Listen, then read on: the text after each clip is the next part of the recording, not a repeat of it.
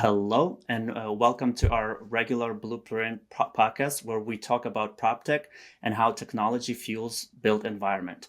We're excited to have Jeral Poskey from Swyft Cities on the podcast because the company sits at the intersection of sustainability, transportation, and smart infrastructure, some of the most important trends shaping the future of the cities. Swyft Cities is redefining urban mobility with a smart autonomous transportation system designed for cities, campuses, and mixed use developments. So, first of all, Gerald, welcome to the podcast. And the first question that I'd like to ask founders is what inspired you to create Swyft Cities? Good one. It's great to be here, Roman. Thank you for having me. I think this goes back to me at 6 years old, playing with trains, doing all these things that transportation-focused kids do.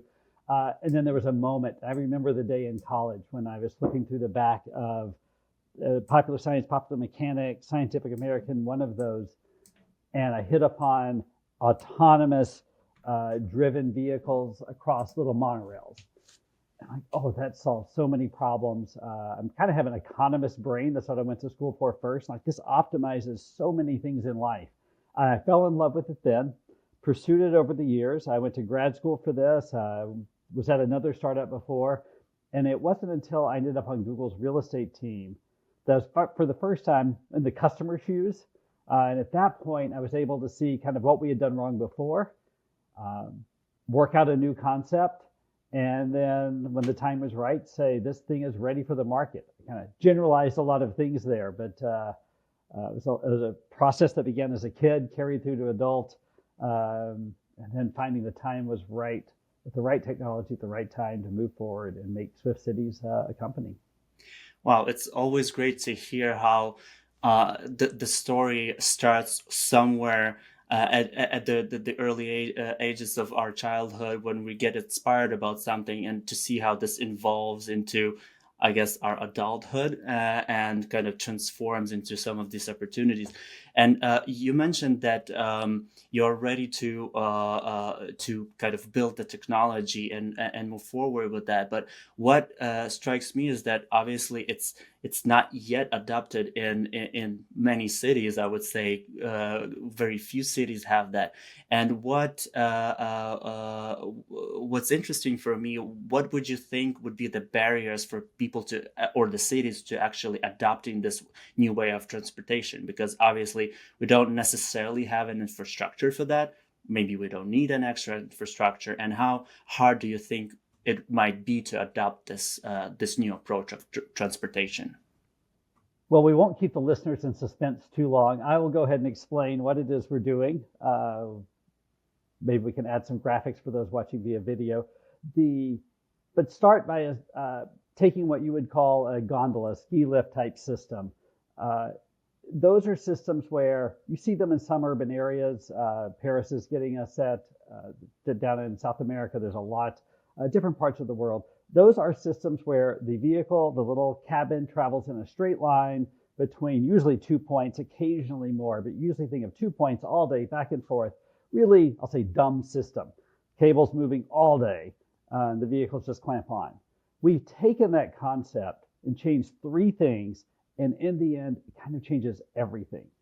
So the three things that are different about Whoosh. Whoosh is a transportation system that looks, it's on a cable, but number one, the cable's not moving. The cable is stationary and the vehicles are self-powered and they drive themselves along autonomously along the cable. Number two, we're not stuck going in that same straight line between 2 points. Every time you reach a post, it can turn, it can switch. You can have interconnected lines set in a grid or any other type of pattern.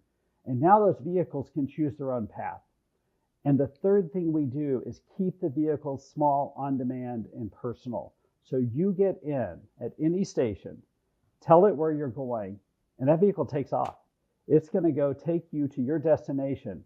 And number one, it's overhead, so it's skipping every stoplight, every stop sign, even the other stations along the way. They're all on sidings.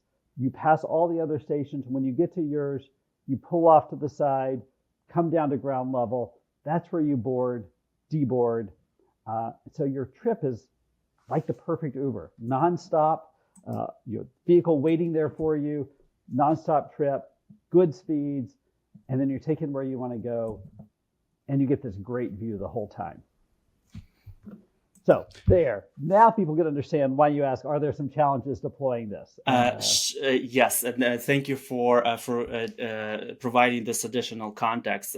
And in terms of going back to the question, what barriers might you see in cities or people just adopting this new way of transportation, because it's such an unusual approach? Yeah, certainly barriers to adoption is involved installing infrastructure. So what we've found is that there's two kinds of places in cities, how people think about it. There are the red zones from our perspective, where you're never going to put this, through neighborhoods, over backyards. We took a map of the city of Dallas and marked 85% of the city is basically a red zone. But that other 15% drives 70% of the economic activity. That's your denser areas that are commercial spaces, some amount of residential density, or you're just a few blocks away. You're on a main street. You're near the residential areas. So the notion that this can't go everywhere, and I will say today, right now we're limited to the cables. Although in the future it's easy to imagine these also leaving the cables and driving more places. But even when we're restricted to the cables, we can access 70% of the places where people need to be, homes, jobs, and that's a tremendous market. Way more market penetration than, say, flying cars that I think people dream about. And we spoke earlier, and what got me really excited about the company is that it not only helps in dense city areas to where there's congestion and traffic, but it also unlocks new areas of the cities that might not have been developed yet, but having some additional transportation options there might unlock some of the opportunities to grow these parts of the cities. Can you tell us a little bit more about that part? Yeah, and that's why I'm really glad I'm on a real estate podcast. This is not a topic that's a little too wonky for most people, but we've studied the level of density that cities are built at, and there's a big gap. There's the area that's very car focused, and that has a density level. We may be able to give you a chart later. That's sort of at one density level. And then there's the downtowns where you see the skyscrapers and all the rail and the trains and the buses come into.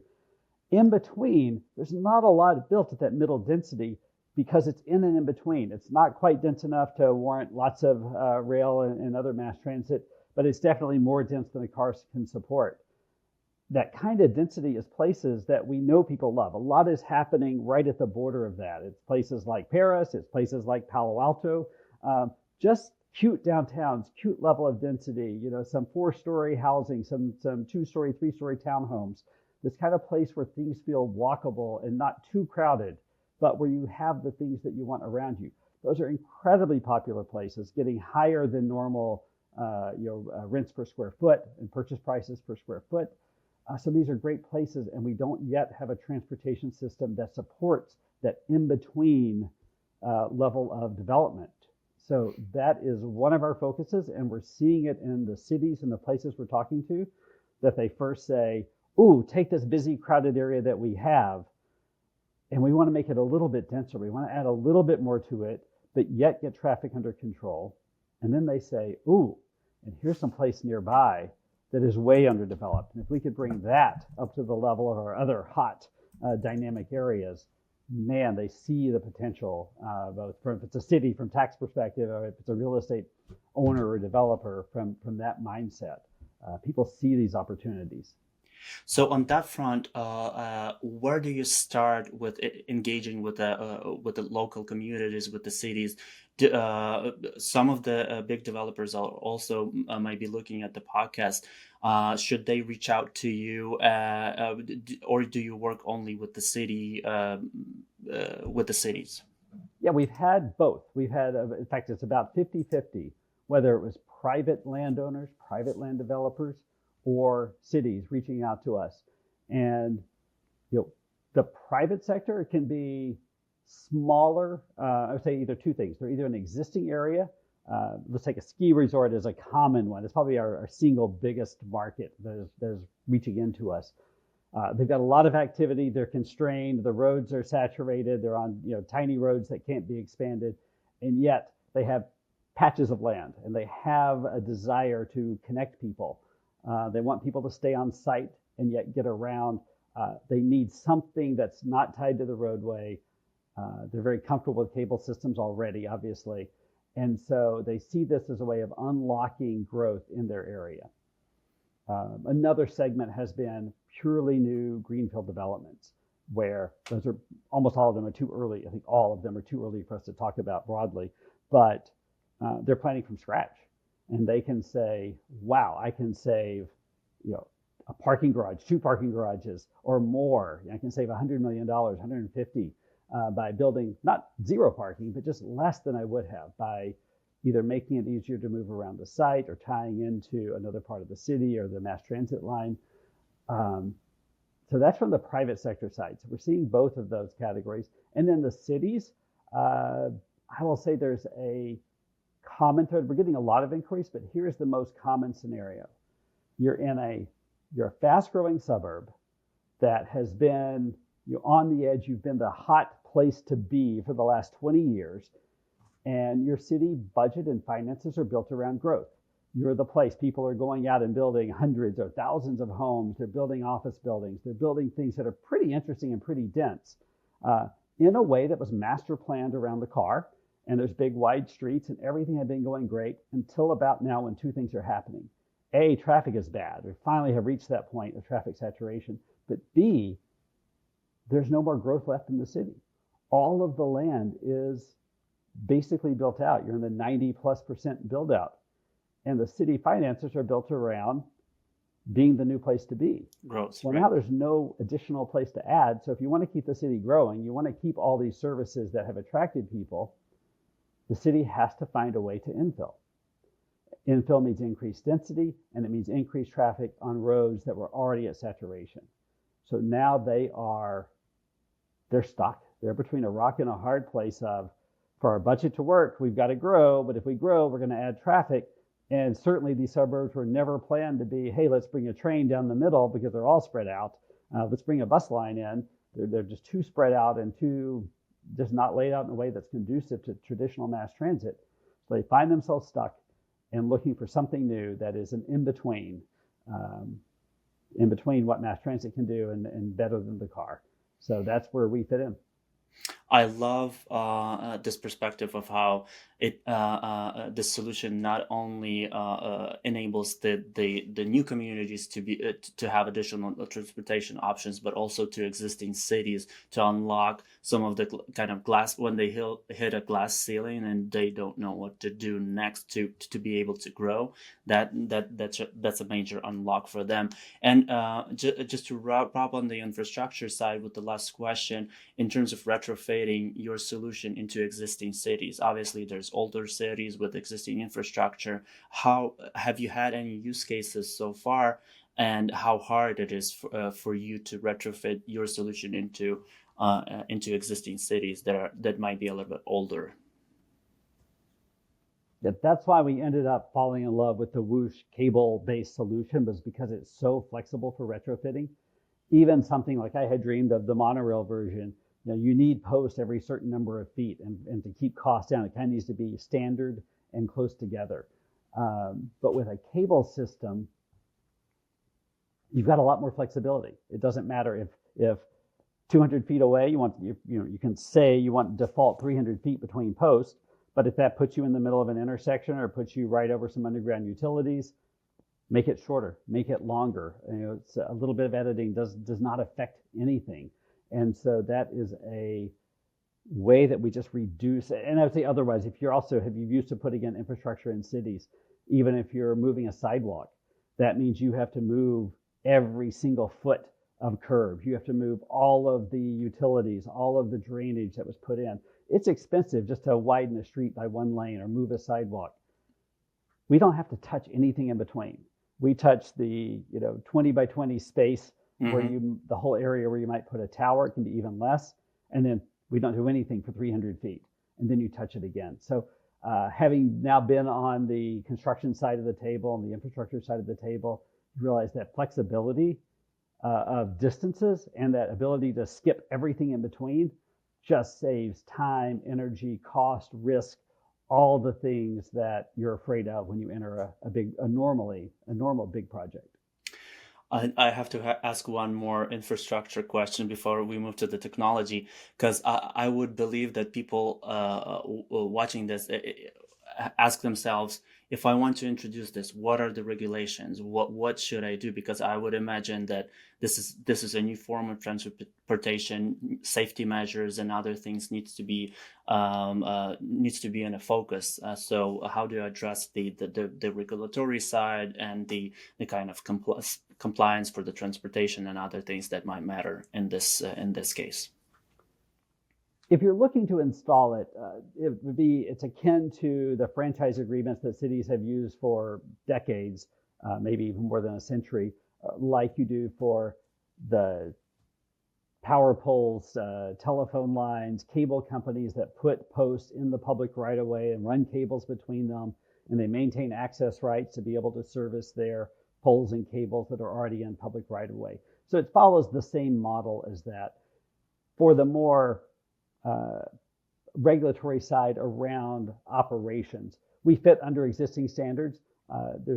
We put together two. On one hand, it's the automated people movers are those automated trains you see at airports. So we're an automated transportation system like that. And then secondly, we are for purposes of evacuation and things, we operate as a cable system like a ski resort gondola would. So between the two patterns of regulation around how the vehicles move as an automated train of sorts and how they're built as a cable-based structure, we managed to fit right under the existing regulations. Gotcha. Thank you. Moving forward to the technology side, since we are a technology podcast, I want to focus us a little bit more on that side. I want to ask you how do you address some of the technology challenges in coordinating the autonomous system, especially maybe you're using some of the AI capabilities to coordinate and do advanced planning for the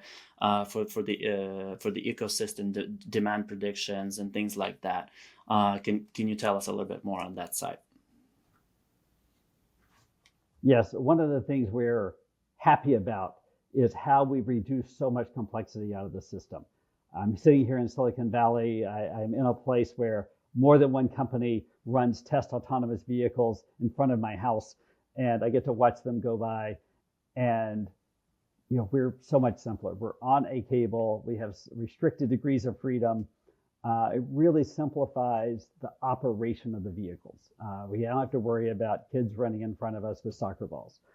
And that lets us focus on, I think, where you were going, is that there is plenty of complexity and plenty of things you can do on the demand side. How do you optimize vehicles? How do you anticipate where the flows are going to be? Our goal is to have zero wait time. That there's always a vehicle there when you need one, which requires a good amount of anticipation. So that's some of the magic, and that's some of the things we're working on. We're very fortunate that in our first systems, we're kind of strategic in this way, are going to have modest demands, modest conditions, and then we have a pipeline coming of ones that add complexity over time. I think there's one situation that people are always concerned about is, when the train arrives, how do you handle that surge? And it's so different than when I started this 20 years ago. Before, it was just unpredictable. How would you know a train was coming? Now the data is there. People are using the app. If people are, there's just other passive ways you can know, okay, train's coming in 5 minutes, 4 minutes, 3 minutes. Let's start bringing empty vehicles. It's maybe more than you need at the station at any one moment, but they're coming. Now you start feeding them, and that's not that we've worked out every detail, but we've got the framework in place, and we're really happy with how the development pattern is going. And as you pointed out, there's so many other things that are happening in today's world. There's a lot on the real estate side that we have some models that actually take days to run currently, that show where that underdeveloped real estate is, how to find those parcels, how to see what is the easiest to connect into the rest of the network. And you learn some things like, somebody doesn't give up their car unless you have about 99% of their needs met. So you need to make sure you have the stations that people want. So let's take, we first were running some of these simulations. A park would never get a station. It just doesn't bring enough value. But then when you ran it without the park, there's enough times that people are like, man, I wish I could go to the park today, but the system doesn't go there. And yeah, I could take an Uber or a Lyft. But when you added that park stop, it just really changed people's behavior. More people would use the system for other parts of their day, knowing that they could get anywhere they wanted. And I'm going to say, so don't want to forget, that's why we are Swyft Cities, not Swyft Transportation Company or something like that. We want to take the Whoosh transportation product and use it not just to solve a transportation need, but to redefine how people are getting around, redefine how our cities are built in this denser way. And then you'll know you're in a Swyft city because you'll see the poles, you'll see the cables. We can't hide that. But you'll also know that in that area, I can get to work, I can get to home, I can get to restaurants, I can get to shopping, I can get to yoga, park, church, all those things. It's not just a trip to work that it gets me everything that I need in my daily, weekly life. And on that side, obviously, data is a big part of the decision-making process. So I wonder whether you use some of the existing data channels to dictate or maybe help advise city managers, city councils on where to better suit some of your solutions, right? Because you could come out with many ideas on your own, but if it's something that's dictated based on data and your research, I would imagine that would be a much more a compelling argument to create these lines. Yes, and to a point, we had done a lot of our own work and research, and I will say that some cities are a little skeptical. It's our own data; it's kind of hidden. So we like to work with the data, the models they already have. Two products that are out there on the market that we love and we've tinkered with a little. We haven't incorporated yet. Replica and Streetlight is a data source that tracks people's movements and then infers what it doesn't know to provide a full model of how people move around in a day. So it's not just that people are going, this person's going to work and this person's going to the grocery store. They can infer this person did 5 things. They went to work and then the grocery store and then the yoga studio and then home. So you're able to build this full day's pattern. And so working with data that the cities may already know, that is public. I mean, it's not free to the public, but it's not proprietary. It's not hidden by us. It's third-party data. That helps a lot. And so I think we do want to explore more of those data sources. And then in the real estate world, understanding parcels and zoning, developments that are coming. I think it's easy enough to look backwards in time. It's still hard to look forward. I think Replica is doing some work in that area to forecast growth, to forecast development and therefore travel patterns. But this forward-looking world is the cutting edge, and there's a lot at stake for knowing who can predict well what's coming in the future. So we know that the traditional models of traffic and things were always way off. But this introduces new ways of transportation, and I guess there's also a lot of unpredictability in how this could affect not only the new ways of transportation, but also the old ways people are used to commute, right? Definitely, and this being a data-focused prop tech podcast, I will say, it'd be interesting in the data world. The traditional transportation world has been around, you make a forecast. If we built this train, this is how many people will ride it. If we widen this road, this is how many people will go down it. We're in a world where people are getting so much more data savvy, and there's so much more at stake that you have to start appreciating it as a range of possibilities. Mm-hmm. And so What happens if you're 10% over, 10% under, 30% off in either direction? What happens if it happens sooner or later than you predicted?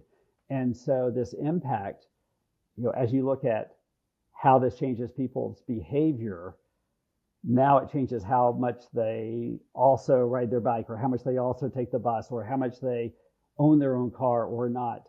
And so, the complication just scales exponentially when you start looking beyond one trip. How do they make this one trip? How do they live their life? It's interesting. There's so much data, and then it's about managing the data. So how do you interpret that? How do you deal with the practically infinite possibilities that your data is going to feed back to you? And I think it's beyond going with the old solution was, here's the one answer, let's build everything around this one plan. And I think people are getting more and more savvy, if it's presented right, at juggling multiple alternatives and outcomes and having your plan A, but also knowing here's B, C, and D that are all valid possibilities, and we should prepare for them going into this. I love this perspective of having this feedback loop of data that improves on itself, not just being a static solution. It'll be here for, I don't know, decades, and we're not going to change it, but basically being able to flexibly have this flexibility and feedback loop to continuously improve, not just have one iteration. And just to wrap up with the technology side, in terms of integrating with cities' infrastructures, we know big cities, New York City has an MTA app and MTA infrastructure. Any plans for your company to integrate with these solutions so that, for instance, you're a part of this larger ecosystem? You can watch a train schedule or a bus schedule at the application. Do you see yourself being as a part of basically this broader ecosystem? I think we definitely join anything that's out there. The public transit world in the US is sort of slowly catching up. The rest of the world's doing a bit better, but having single apps, single interfaces, single places to go for scheduling. I mean, already you have Google Maps, but then there's the fare integration. We would definitely join whatever a city, a regional area has adopted. Probably don't have to invent our own, probably don't have to add another layer. We can certainly have our frequent riders card and things, but for the most part, yes, it should be easy to integrate with what's already there, not reinvent anything, and just focus on what we do best. Makes sense. Totally makes sense. Thank you, Jeral. And just to wrap up our conversation, two more questions. One is about the future outlook. How do you see Swyft Cities evolving in the next 5 to 10 years? Are there any upcoming deployments or partnerships you want to share, and maybe some projects that you're excited of? Yeah, unfortunately, some of the ones I'm most excited about, I can't share yet, but the ones that are public, probably the biggest one is Irvine, California, where they have an area called Great Park, and it's going to be massive, bigger than Central Park in New York, 2 miles across in either north, south, and east, west directions. Way too big to walk around. They're expecting more than 10 million visitors a year. That puts it on the scale of Disneyland, just to give a sense. And there's sports parks and museums coming, and some of this is already open, a water park. Just a beautiful, spectacular, massive place. And it's just too big to walk around. It's bigger than you can handle.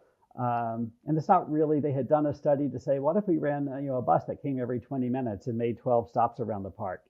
And they measured the potential riders were in the hundreds per day. What if we had this transportation system that made the 12 stops, but they were on demand? You didn't have to wait. You could go straight where you were going. You got this great view. Now you're looking in the studies are pointing in the direction of thousands of riders per day. In fact, over 10,000 riders a day, I think is going to be the final published number. So more than 10x, maybe 20x riders when you can get them a great ride on demand. So that's the kind of place we're looking. There's a ski location that we are actively working on, as well as a private real estate development. So these are coming worldwide. We will be And then after that, I'll say the mix right now is around half private sector real estate owners and developers, half are cities, mostly in this sort of fast-growing suburb world. And so the interesting thing is when those two intersect. And there's something we didn't mention actually going over the product, which was not only does it work as a network, but it is made to be fully expandable. So it is a kit of parts. It is like Legos. You start attaching these things and you can change them later. There's no end point. So you may have built something that looks like, let's just pretend it looks like a figure 8 to start, like those old digital clocks where things are rectangular. But then you can add on and you can grow from any of those corners. You can expand. And so what we're seeing is that people say, yeah, solve the problem I have today, and let's build some sort of small system. Oh, and then let's add on and let's go to my next thing. Ooh, and then I want to connect over here. And then these people over there will want to connect to my site. And then we'll all want to connect to the train station. And then we'll want to go to the downtown. And every conversation involves people first solving today's problem. And then they see that as it gets bigger, you're connecting more and more nodes. Your costs are actually going down. There's some economies of scale as you expand. And yet your attractiveness is going up.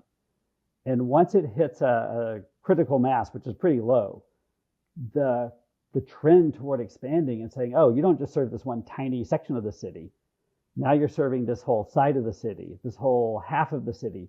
Eventually everyone just sees, wow, this is going to cover the whole city. I mean, not the residential neighborhoods, but all the places that you want to be can be interconnected. So we are really focused on ones that offer that growth and expansion capability, which it turns out almost all of them do, but some of them have faster schedules than others. And I think one of our strengths, which I didn't mention earlier too, but is the notion that we can do these really fast.